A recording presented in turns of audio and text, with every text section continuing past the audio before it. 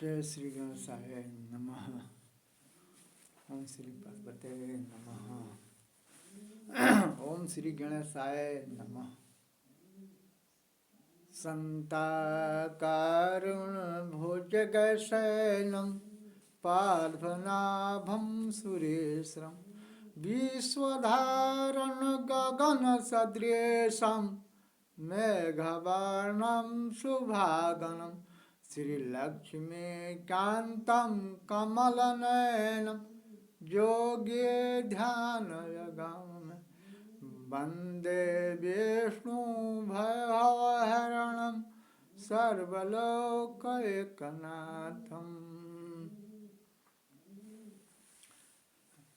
मैं आज उन सभी को धन्यवाद देते हैं जिसका आज जन्मदिन है। उनको भी मैं धन्यवाद देते हैं जिनका आज शादी का वर्षगांठ। सभी को धन्यवाद देते हैं। मैं आज आप लोगों को समक्ष सीता संवत में श्री राम जी के धनुष तोड़ने के बाद सभी राजाओं के मन में पाप छा जाते हैं, घमंड छा जाते हैं, अपने को बलशाली मान लेते। इसके पहले वो हार गए थे। धनुष को उठाने में कोई उठा नहीं पाए, लेकिन जब श्री रामचंद्र जी ने धनुष को तोड़ डाले, श्री राम जी का जो था वायु थी बहुत कम थी। राजाओं में एक घमंड हो गया कि बालक कैसे धनुहा कर तोड़कर सीता के साथ शादी करेंगे। कोई कहता है, बोलता है कि हम लोग लड़ाई लड़कर जीत कर सीता को ले लेंगे। सब में इधर उधर बात करने लगे कि नहीं, ये उचित नहीं। आप सभी लोग तो पहले ही हार गए। फिर भी दुष्ट स्वभाव वाले राजे, जिनमें कपट छल है, परपंच है, ये तो नहीं मानते। धनुष के टूटने पर घोर बहुत अधिक आवाज हुआ। आवाज तीनों लोक में व्याप्त गया,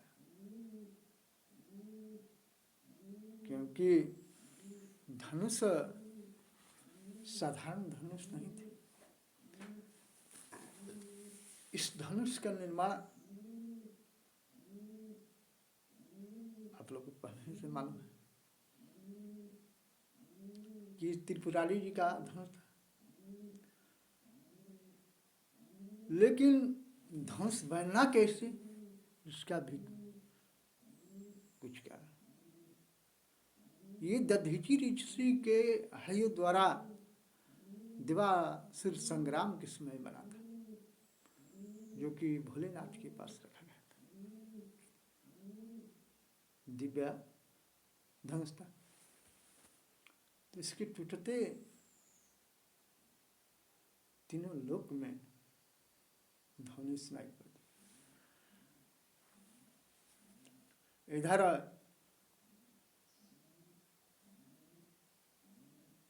जंगमनी ऋषि के पुत्र विष्णु अंश अवतारी परशुराम जी भी थे। वे भोलेनाथ की वंशी से थे, मानते थे, आराध्य मानते थे। परशुराम जी सन विष्णु अवतारी के अंश थे।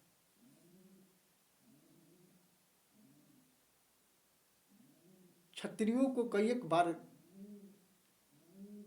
विध्वंस किए थे, लेकिन गुरु के मानकर, आदेश को मानकर वो हिमालय की तराई में जाकर तपस्या में लीन थे। वहां पर वे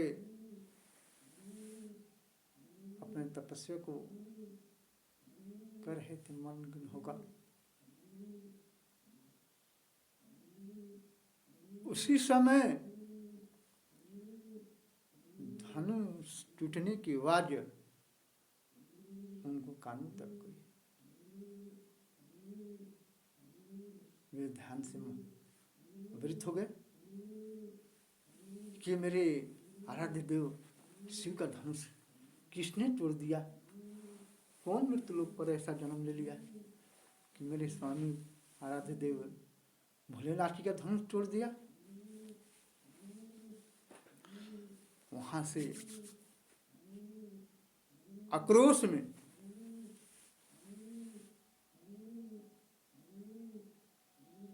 चल दिया।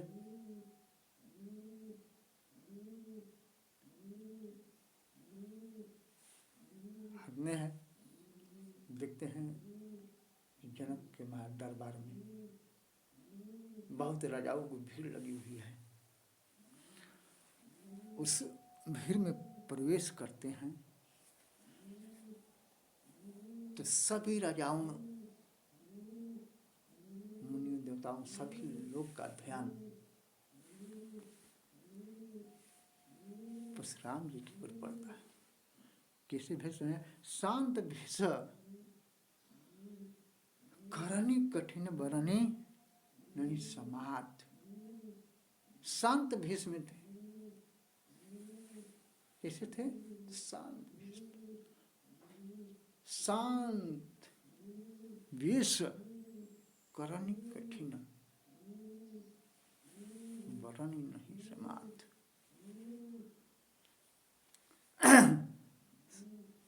तरस भंग आदर्श, जहाँ सब सभा, उस सभा में जहाँ सभी राजाओं महाराजाओं उसमें प्रवेश करते हैं। सब लोग देखकर स्तंभ हो जाते हैं। इनके रंग वीर क्षत्रिय रूप में थे ही, लेकिन वेश में थे ब्राह्मण की। जनेऊ पहने ब्राह्मण वेश में थे, लेकिन स्वयं भगवान अंश के रूप में अवतार लिए थे, विष्णु अंश के रूप में अवतार लिए थे।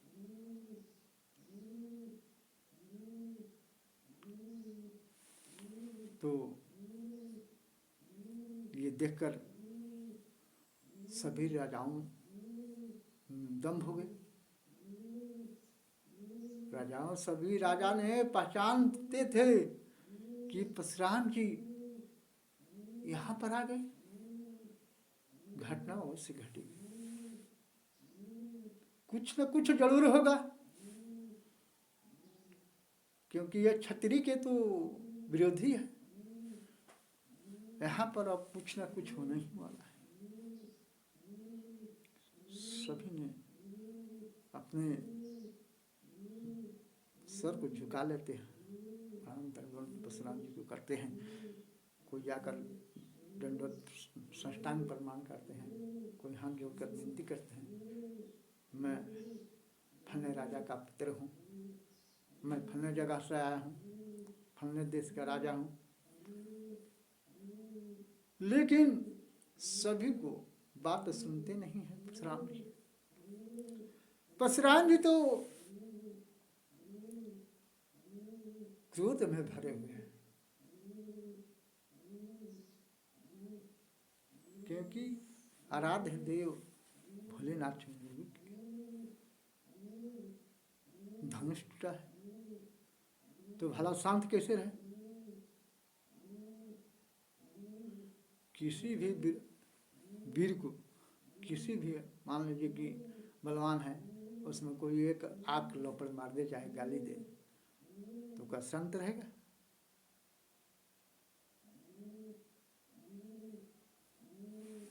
ऐसा वो संसार में है जिनको बल, धन, बुद्धि, विवेक पाकर घमंड नहीं हो।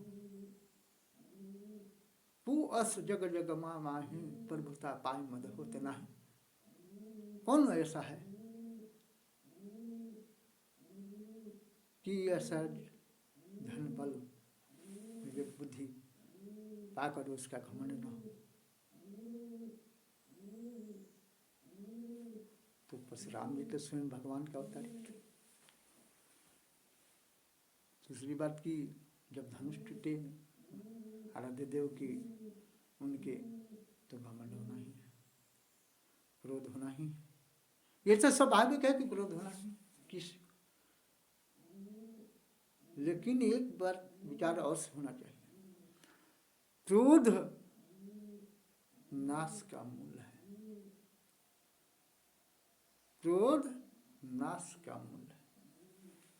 जिस व्यक्ति के पास क्रोध आ जाए यानी उनका विनाश निश्चित है। क्रोध सब कुछ जला देता है, बल, बुद्धि, विवेक, ज्ञान सबको भस्म कर देता है। तो महात्माओं, संतों, हमारे शास्त्र वेदों ने, वेदों में भी यही कहा जाता है। कहते हैं संत कि अगर जलाना है तो क्रोध को जला दो। अग्नि में क्रोध को जला दो, क्रोध को रोक लो।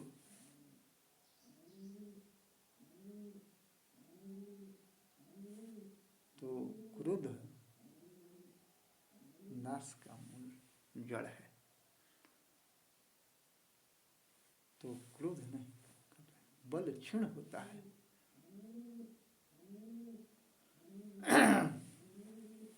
पर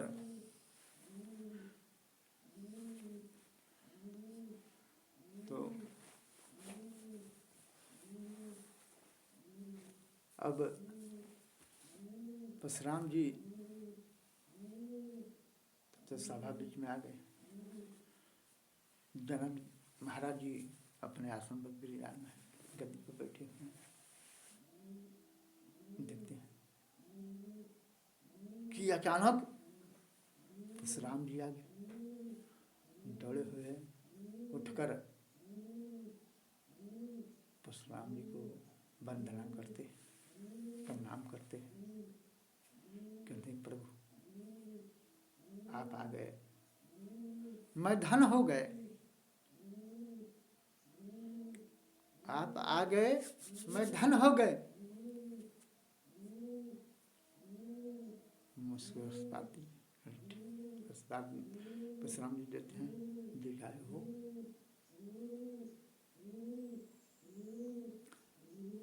तब जनक महाराज जी वहाँ पर माता सीता जी, जानकी जी थी,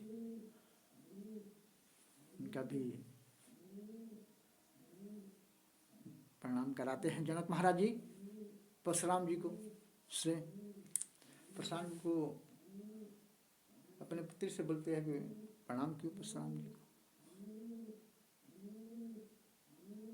जानकी माता ने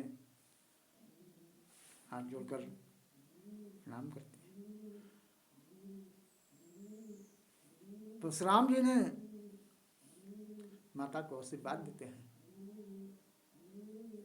क्या देते हैं आशीर्वाद?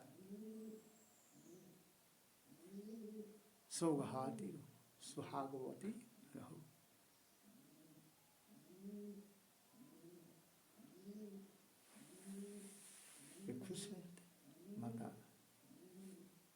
इशारा करते हैं जनक महाराज जी कि आश्रम का अपने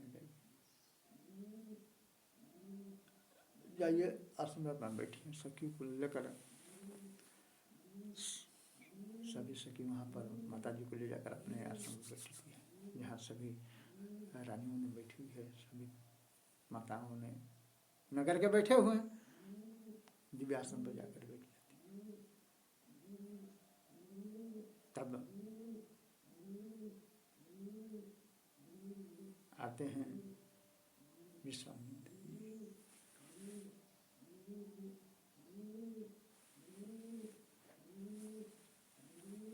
तो वे भी परशुराम जी का दंडवत करते हैं।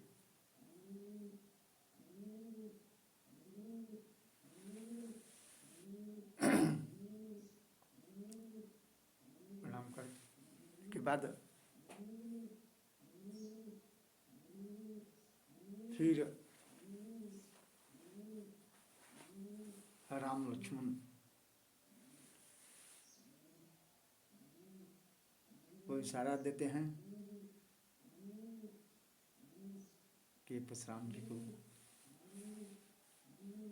दंडवत प्रणाम करो।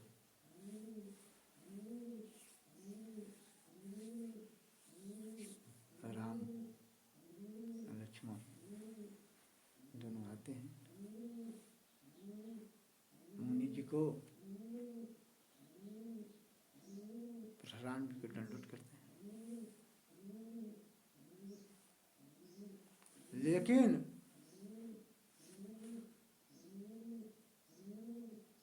राम जी लक्ष्मण जी अपने परिचय नहीं देते हैं।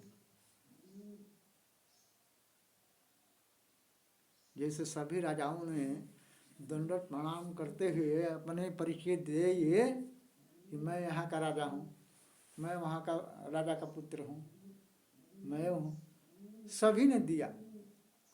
लेकिन श्री रामचंद्र जी और लक्ष्मण जी अपना परिचय नहीं दिए और मुनि जी को प्रणाम किए। मुनि जी को प्रणाम करने के बाद वहीं पर खड़े रहे।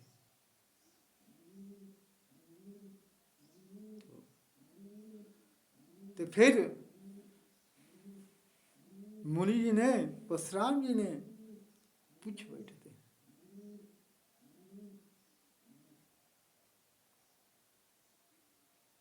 ये दोनों बालक कहाँ से आए, किसके हैं? राम जी तो नहीं बोले। इसके पहले विश्वामित्र जी ने बताते हैं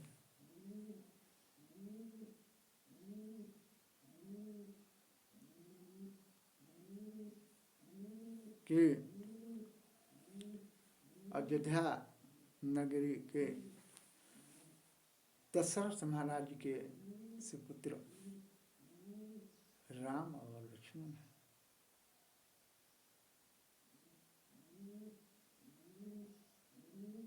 ये सुनते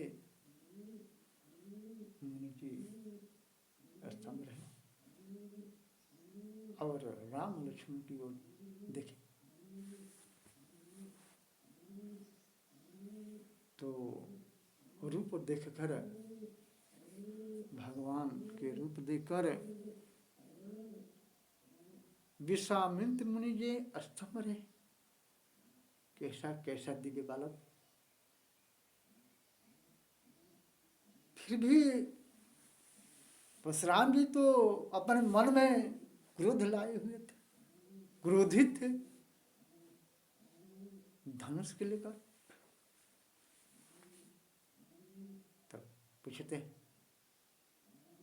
कि आप लोग अपना परिचय नहीं दिए।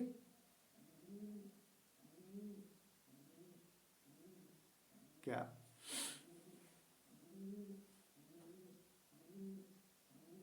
तो परिचय तो पा लिए थे। दशरथ महाराज जी भी कहते, लेकिन कुछ कहना चाहते थे परशुराम जी।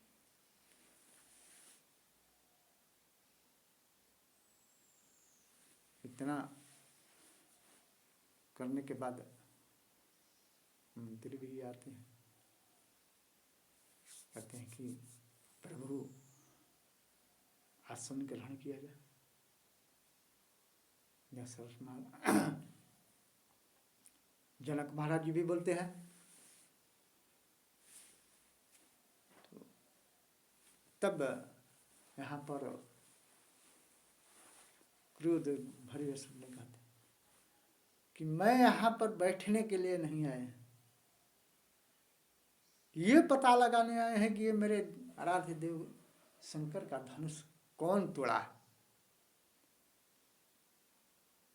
जल्दी बताओ। सु बिलगाओ बिहाई समाजा, ना तुम्हारे जय हैं सब राजा। कहते हैं सु बिलगाओ बिहाई समाजा, ना तुम्हारे जय हैं सब राजा। उनको समाज से बाहर करो। जो इस मेरे आराध्य भोलेनाथ जी का, शंकर जी का धनुष को तोड़ा है, उसको सभा से बाहर करो, मैं उसका प्राण लूंगा। तब तक मेरे मन में शांति नहीं है। उनके प्राण के लिए जो मेरा कुठार है, कुल्हाड़ी तरस रही।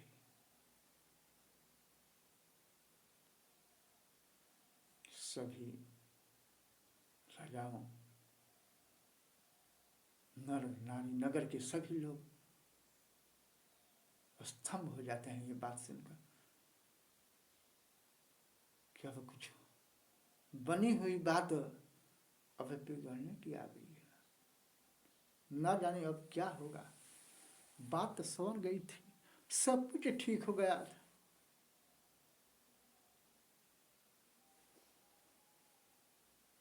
धनुष भी टूट गई थी, सीता जी जयमाल भी कर चुकी थी, जयमाल डाल दी थी राम जी के गले में, सब कुछ कुशल हो गया।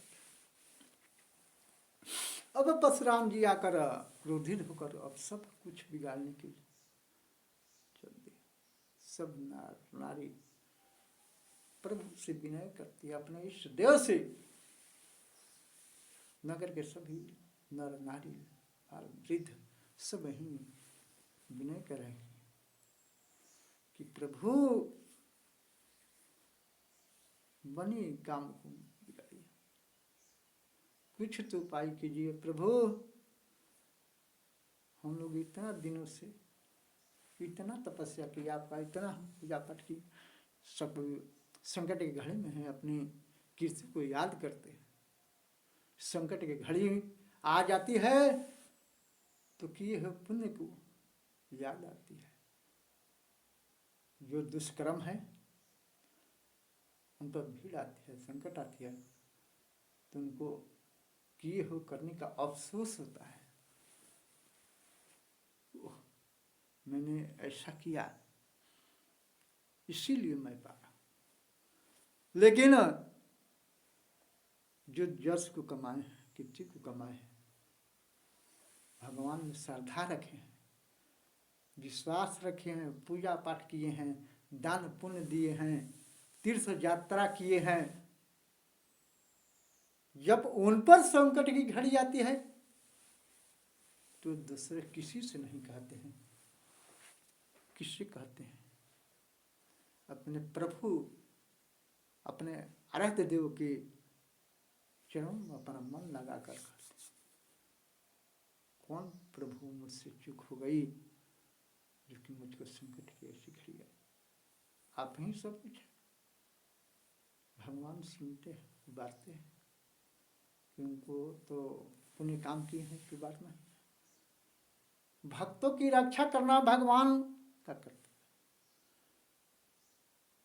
भक्त के ही बस में भगवान रहते हैं।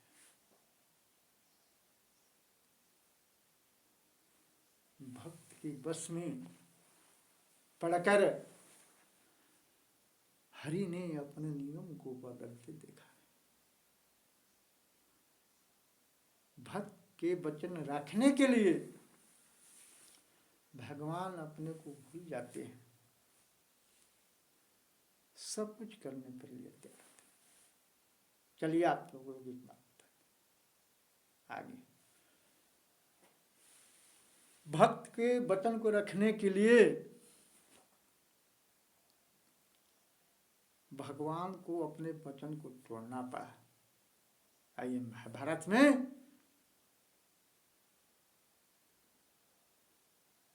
श्री कृष्ण जी ने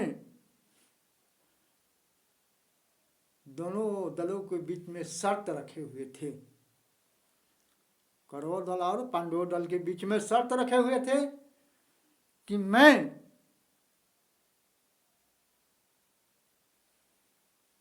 लड़ाई के मैदान में किसी भी पार्टी में अगर कौरव के दल में रहे या पांडव के दल में रहे, मैं शस्त्र नहीं उठाऊंगा। लड़ाई के मैदान में मैं शस्त्र नहीं उठाऊंगा।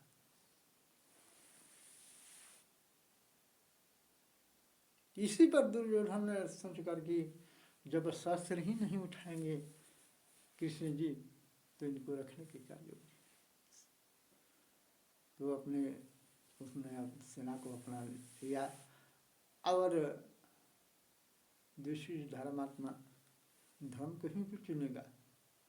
युधिष्ठिर ने प्रभु को चुने, ठीक है मैं प्रभु को होनी चाहिए मुझको। यहाँ प्रभु है, यहाँ भगवान है, वहाँ क्या नहीं, सब कुछ है। तो पांडवों के पक्ष में भगवान आए। उधर भीष्म पितामह जो कि हस्तिनापुर के सबसे श्रेष्ठ कर्णधार भीष्म पितामह ही थे।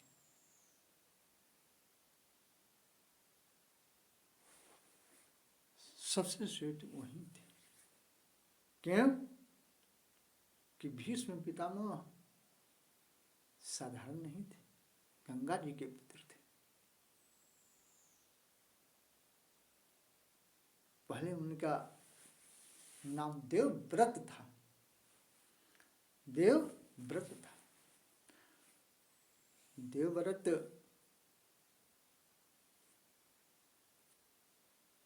पहले से ही माता के गंगा जी के संतान थे।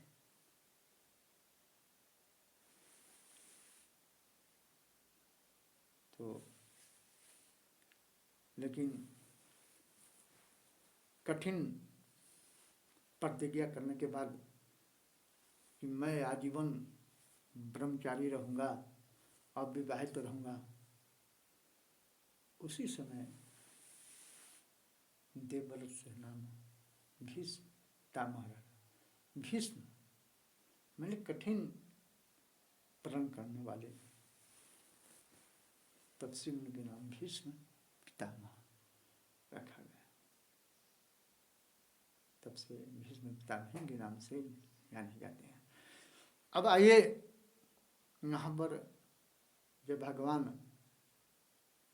ये कह दिए कि मैं कि लड़ाई नहीं लेंगे, शस्त्र नहीं उठाएंगे,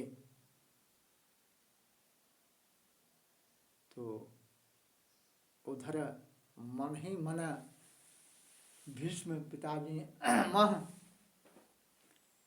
प्रतिज्ञा करते हैं कि अगर लड़ाई के क्षेत्र में अगर कृष्ण से शस्त्र ना उठाने, शस्त्र नहीं उठवाऊं तो मेरा नाम भीष्म पितामह नहीं, मैं प्रभु का भक्त नहीं। भीष्म पितामह प्रभु के ही भक्त थे, वे जानते थे भीष्म पितामह जानते थे कि कृष्ण साधारण मनुष्य नहीं है। ये तीनों लोक के मालिक विष्णु अवतारी श्री कृष्ण जी हैं। ये साधारण नहीं है। तो ये भी मन ही मन अपने को प्रतिज्ञा कर लेते हैं कि लड़ाई के क्षेत्र में अगर मैं भगवान से हथियार न ले रहा हूँ, उठा ले तो मेरा भी नाम भीष्म पितामह है। देखते हैं किस तरह प्रभु अपने भक्तों की लाज को रखते हैं। भक्त और भगवान के बीच हो गई लड़ाई भी इस तरह समझिए बात की रखो। अगर भगवान अपने वचन को तोड़ते हैं तो भक्त का वचन रखता है, नहीं तोड़ते हैं तो गति देंगे। दो गो में गत होना ही है। तो मर्यादा से हो जाएगी। भक्त भगवान कहाँ दया करते हैं, कहाँ साथ में रहते हैं। तो यही बात आ जाती है। लड़ाई शुरू हो जाता है।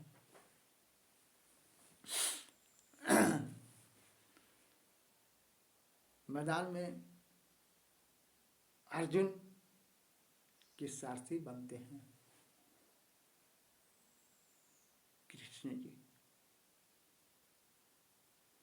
लेकिन मैं नहीं लड़ूंगा, फिर भी आपका सारथी रहूंगा। तो लड़ाई के मैदान में भगवान सारथी के काम करते हैं। जय श्री राम जी।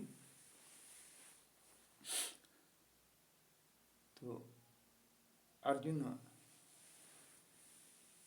और जब भीष्म पितामह के साथ लड़ाई हो जाती है कुरुक्षेत्र में,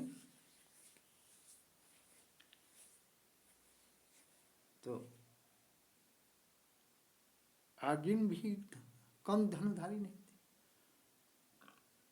भीष्म पितामह तो भीष्म पितामह ही थे, उनको क्या कहा जाए। दोनों योद्धा एक ही समान थे। लेकिन भीष्म पितामह ही थे, उनके दत्ते परदे थे। लड़ाई शुरू हो गई। दोनों तरफ से तीरों की वर्षा होने लगी। अमोघ बाण भी चले, त्रिशूल भी चले, सब कुछ चला। अंतगतवा भीष्म पिता ने ऐसे बाण छोड़ने लगे कि अर्जुन के असहाय होने लगा, विदिर विदिर होने लगे। बचाना प्रलय हो चला अर्जुन को। तब भगवान श्री कृष्ण खड़े हो जाते हैं और चक्र से दर्शन निकाल देते हैं। तब तक भीष्म पितामह अपने हाथों को जोड़कर धनुष रख देते हैं, तलवार रख देते हैं, धनुष रख देते हैं। पर शरणागत कहते हैं, प्रभु मैं यही देखना चाहते थे,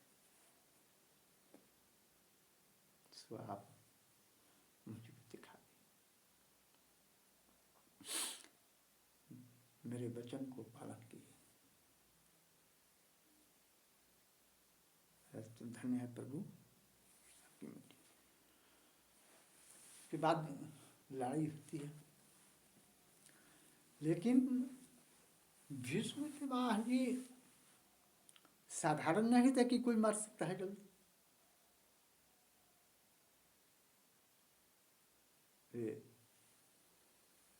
स्वयं गंगा पुत्र थे, अब वहाँ शिखंडी को लाया जाता है।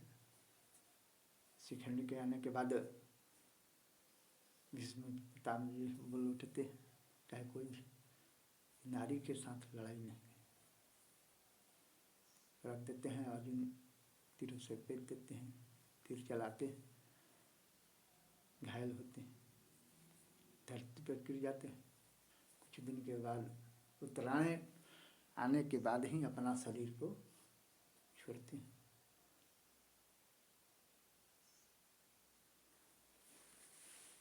तो यहाँ का बात हम लोग यहीं पर चलते हैं कि भगवान भक्तों के बस में ही रहते। भगवान भक्त के ही वचन को रखने के लिए उन्हीं की बस।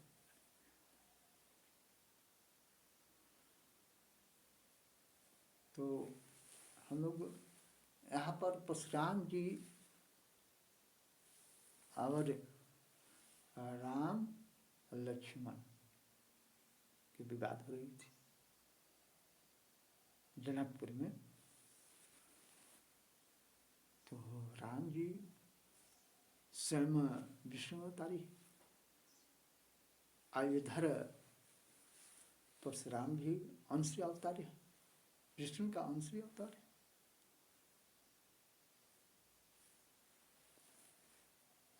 लेकिन पहले परशुराम जी आए थे, लेकिन मृतलोक में आते समय प्रभु जी से विनय किए थे परशुराम जी कि प्रभु मैं जा रहा हूँ इसी अवतार में, इसी कल्प में आपको भी मृत्युलोक में आना है। तो कहीं दोनों आदमी से हम लोगों से मुलाकात हो गई, लड़ाई हो गई, तो कैसे पहचानेंगे आप कौन? आप स्वयं विष्णु जी हैं। तो यहाँ होकर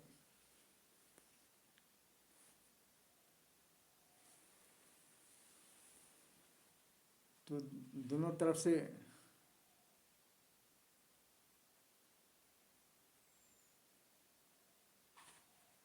विपरीत गए।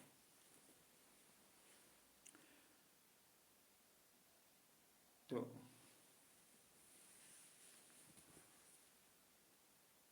एक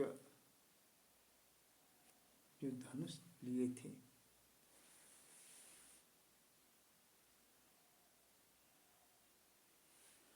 कि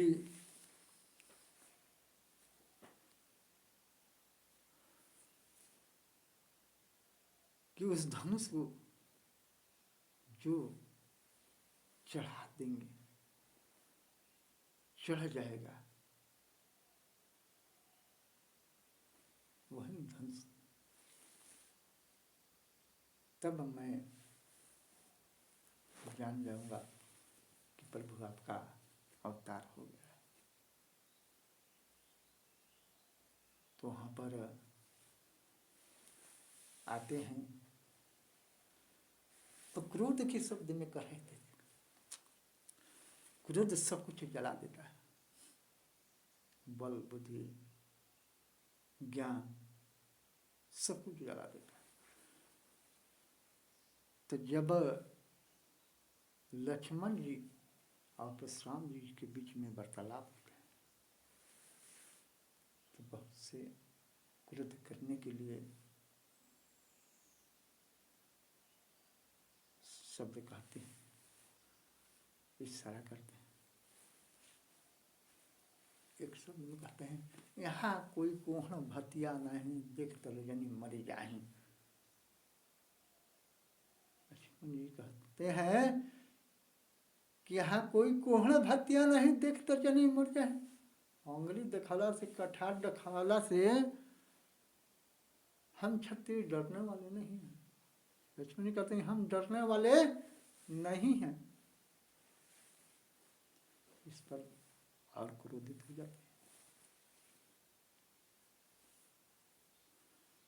तब भी कहते हैं, शब्द खिसला कर बोलते हैं, आग बुबला होकर, रे नृप बालक काल बसत, बोलत न तो संभाल। तुम्हारा काल नजदीक है तो अपने को संभाल कर नहीं बोलते हैं। तब भी शांत स्वभाव से परशुराम जी श्री राम जी को देखकर फिर शांत हो जाते हैं। फिर कहते हैं,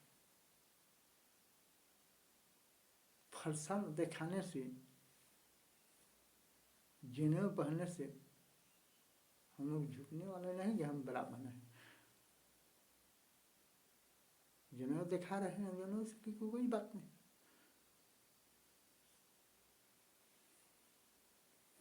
और खिसला जाते हैं, जनेऊ पर गए तो और खिसला गए परशुराम। अब परशुराम जी को जो ना कहना सो कह देते हैं, मानते नहीं। गुरु के उत्तीर्ण, माता का उत्तीर्ण, अब तो कैसे चुकाए? लक्ष्मण जी कहते हैं कि आप कैसे चुकाए, हम जानते हैं। इस पर परशुराम जी को उठा कर मरने के लिए तैयार रहते। लेकिन भगवान के आगे किसका चले? भगवान भी वहीं पर खड़े।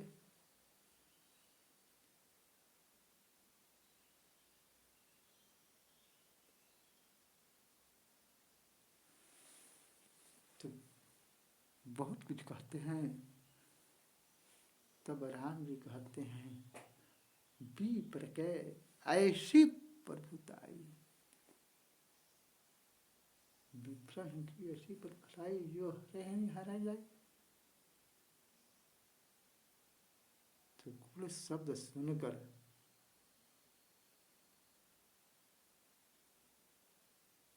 कहते हैं कि भगवान के विप्र से तो हारने में ही मेरी बड़ाई है, आपसे मुझको हारने में भी मेरी बड़ाई है।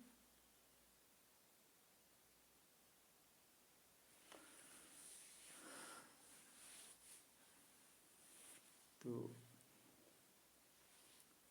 यहाँ पर अब परशुराम जी सोच में पड़ जाते हैं और अपने त्रिकाल नयन से देखते हैं और ध्यान लगाते हैं, प्रभु ये आज मुझको समक्ष इनका रूप आ गया। अपने आँख को देखते हैं प्रभु की ओर, तो स्वयं विष्णु दिखाई देते हैं। तब परशुराम जी के मन में विचार हो जाता है। अब याद आ जाती है अपनी बात में विष्णु की। तब कहते हैं, राम रमापति धनु लेहूं, कै चट मिट मोर संदेहूं। राम रमापति धनु ले, हाथ से धनुष को श्री राम जी की ओर बढ़ाते हैं कि आप इस पर धनुष चढ़ाइए, तीर चढ़ाइए और इसका संधान लीजिए, मेरा संधान मिट जाएगा। तो वहीं सभा में और रामचंद्र जी ने, श्री रामचंद्र ने धनुष को परशुराम जी के लेते और परशुराम जी के वचनानुसार धनुष को चढ़ा देते हैं। और पुत्र के उस कहते हैं भगवान कि बाण खालिक नहीं जाता है। अब बताइए मैं किस पर छोड़ू? आप आपको जस कीर्ति को नष्ट करो कि आपकी आवागमन की रास्ता बंद करो कि आप जहाँ मन कर वहाँ चले जाते उसको बंद कर दें। किसको? तो परशुराम बोलते हैं मेरे आवागमन को, मेरे कीर्ति जस नष्ट कर दिया, क्योंकि मैंने अपने प्रभु से वचन दिए, गुरुदेव से वचन दिए, तो मृत्युलोक में आकर धरती पर आकर मैं अब संहार नहीं, गमन की रास्ता को मत, इसको तीर को उत्तर दिशा की ओर छोड़ दिए, भगवान उत्तर की दिशा को बाण को छोड़ दिए।